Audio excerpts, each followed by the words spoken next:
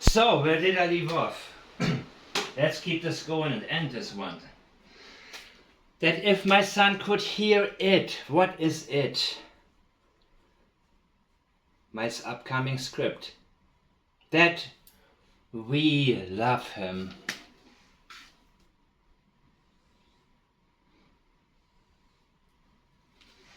We love him so much. When you overdo it, remember Scott Peterson, what he said about his relationship? He said it was glorious. Glorious comes to mind. You see, when you overdo it, when you can say, I had a good relationship with my wife, or we had a very good relationship, or we had an extremely good relationship. Well, that's where it gets a little hairy already, right? When you try too hard to convince. We had an amazing relationship. Really? Let's see. Let's ask some other people. Let's see what they have to say about that.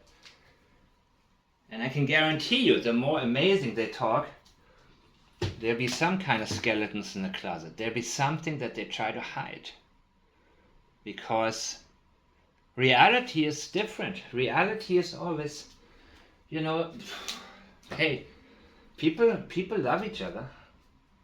But does everything go smoothly? Is everything? It's you call it. That's why they say for better or worse. Because worse doesn't mean doesn't have to mean bad. But worse than usual absolutely will happen. That's expected. For better or worse. If my son could hear it, because he can't. If only my grandpa could still see me now. If only my grandpa had lived long enough until YouTube came along or something like that. You know what I mean? It means it's not possible. He cannot hear you and you know it. And you don't say hear me, but hear it. Because what is it? It is your script. Not hear this. This meaning right here, close to my heart. But it's a very neutral, very cold, very distant, very it. Just it. That we love. Okay, Katie, you have to get the courage up to be able to use I love you within a long sentence. I got that. That we love him. So you're including whom? Chris? Really? Okay. See, she's warming up now. She's getting to the point where she will be able to say, I just want to say that I love you. And then she keeps saying about all the other people and we and your family in the same sentence. Now, when you close a sentence and you make that statement, I love you, Sebastian. Full stop. Finish. Sentence is finished. Then you can say, everybody misses you. And then you can say something else, but after a while.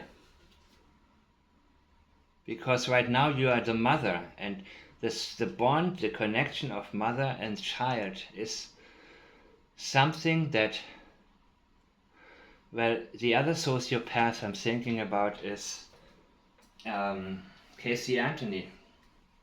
And she was also able to lie very well. So well, not regular statement analysis cannot even detect it. Unless you go into advanced mode and realize what she's actually saying. And so I also, some of your comments,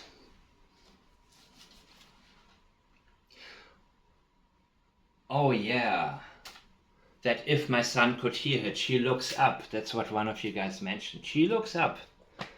And another person mentioned, about having had miscarriages or stillbirth.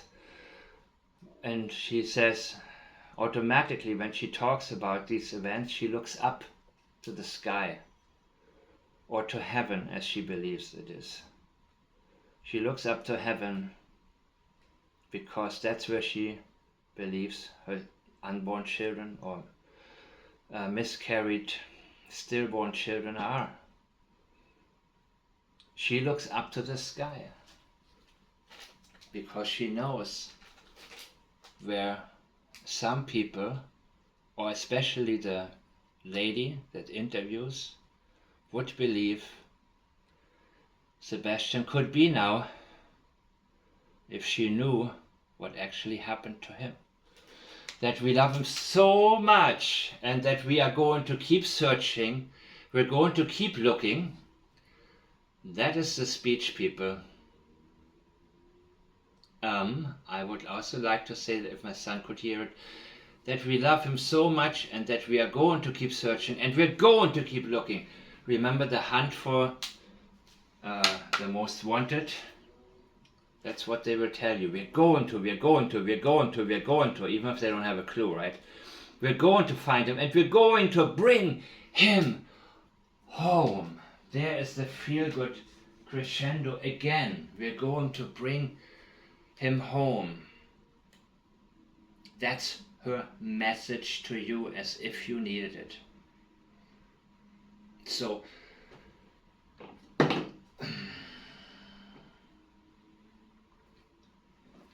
again, one of you asked me, what do I think happened?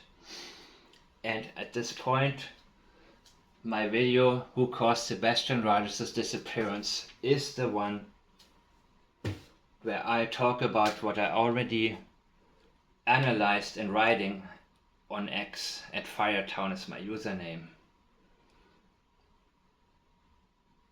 That was in May 2024 that I wrote it all down together. And then what I did,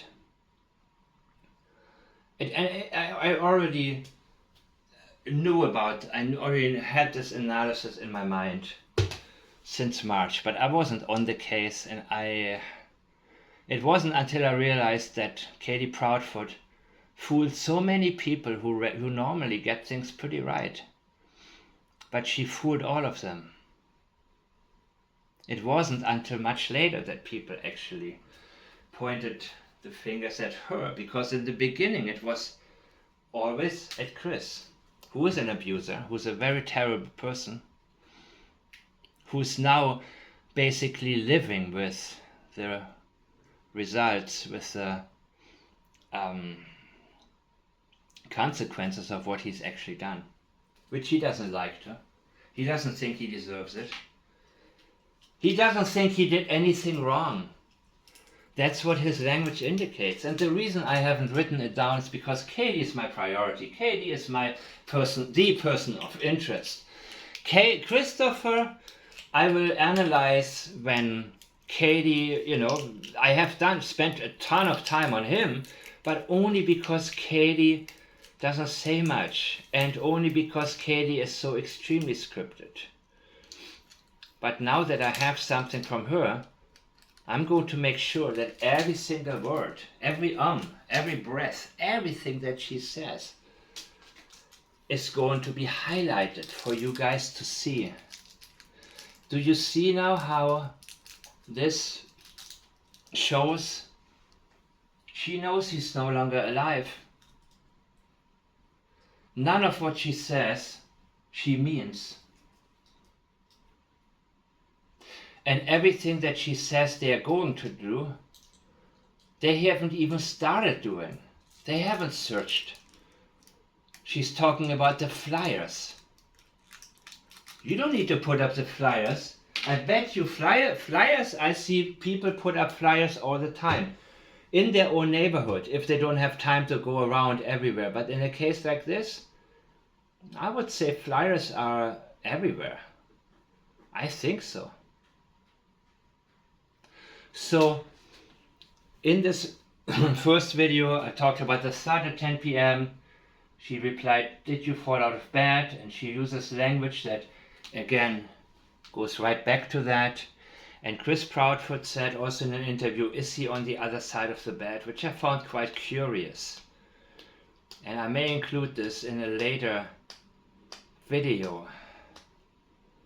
Where, remember, there are 4 different interviews in which Katie talked about the events leading up to the disappearance of her son.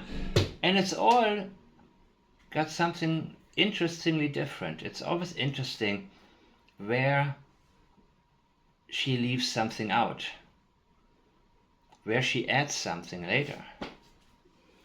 So my name, it's, since I've been a child, I mean, even people I grew up with still don't know, still spell my last name wrong. So just in case, I'm putting it back up here. And yeah, please let me know. Please give me more, please tell me anything that you've noticed. I thank you very much for that. I thank you for bringing awareness to me and others. And I'm going to read you guys' comments, and I'll see you in my next video.